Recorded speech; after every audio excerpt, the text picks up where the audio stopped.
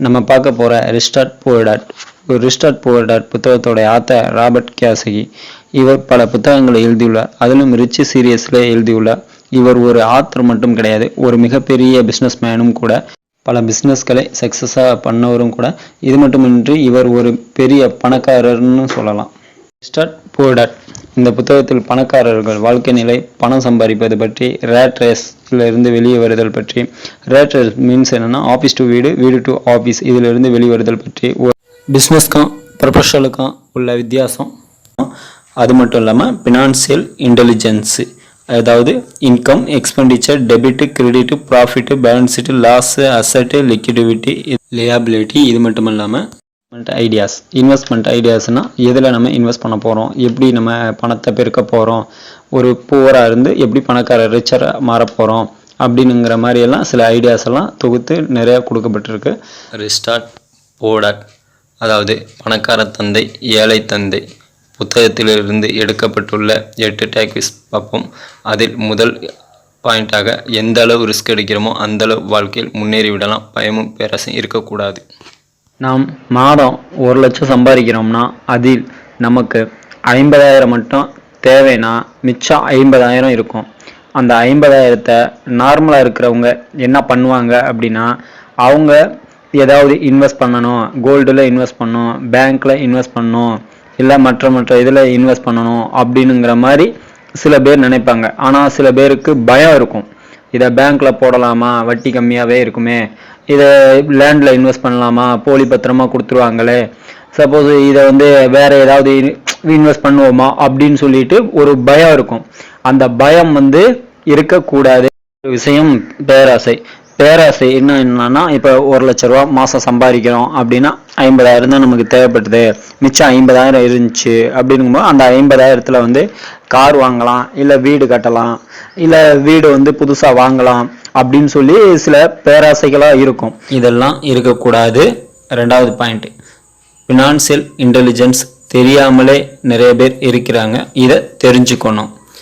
அதாவது ஏழைகளுக்கு financial intelligence பற்றி தெரியாது, இருந்தாலும் தெரிஞ்சுக்கணும், அப்போ தான் ரிச்சராக மாற முடியும். 3வது பாயிண்ட், நீங்கள் ஃபினான்சியல் இன்டெலிஜென்ஸ் படித்தே தான் ஆகணும்.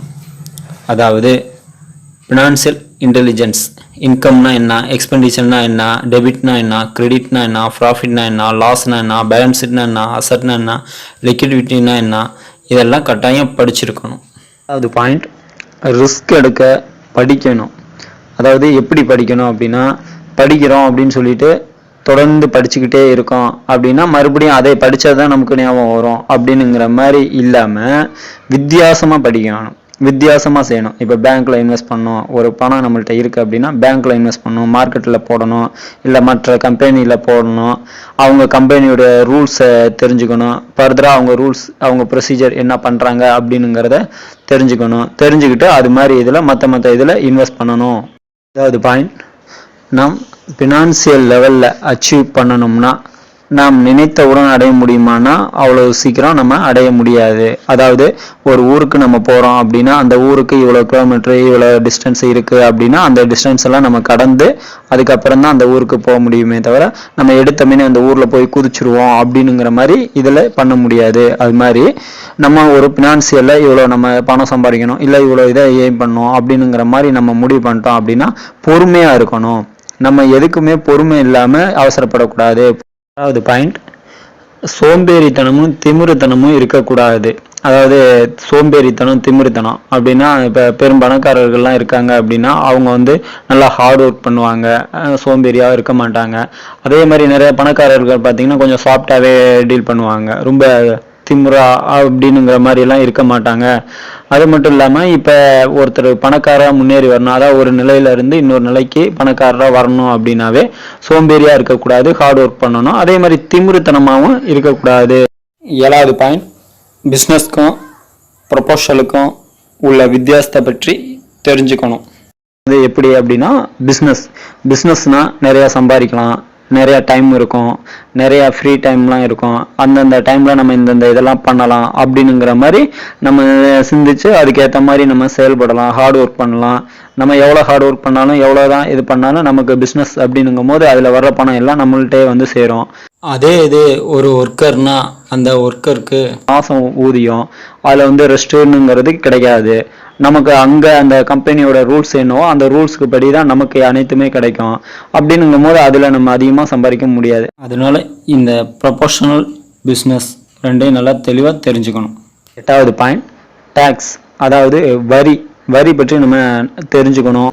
அதாவது நம்ம நாட்டிலையோ இல்லை வெளிநாட்டிலையோ இருக்கிற எந்தெந்த நாட்டில் நம்ம எந்த இடத்துல இருக்கோமோ அந்த இடத்துல அந்த நாட்டில் என்னென்ன ரூல்ஸ் இருக்குது, எந்தெந்த இதுக்கெல்லாம் நம்ம டேக்ஸ் கட்டணும், மாதம் எவ்வளோ டேக்ஸ் கட்டணும், எந்தெந்த இதெல்லாம் டேக்ஸ் கட்டாமல் இருக்கும், இதெல்லாம் இது சீக்கிரம் கட்டணும், இந்த டேக்ஸ் வந்து காலம் தாமதத்துக்கு முன்னாடியே கட்டணும். ரெண்டாவது அந்த டேக்ஸ் கட்டுறதுல கொஞ்சம் நமக்கு உள்ள இதெல்லாம் குறையும், சுமைகள்லாம் குறையும். இவைகளை பற்றி அடுத்த வீடியோவில் விரிவாகவும் தெளிவாகவும் பார்ப்போம். அடுத்தடுத்த சீரியலை வாட்ச் பண்ணுங்கள். தேங்க்ஸ் ஃபார் வாட்சிங். DTGSLG गोविंदराज आइए बता यूट्यूब चैनल சப்ஸ்கிரைப் பண்ணுங்கள், உங்கள் ஃப்ரெண்ட்ஸுக்கு ஷேர் பண்ணுங்கள், கீழே இருக்க பெல் பட்டனை ப்ரெஸ் பண்ணுங்கள். தேங்க்ஸ்.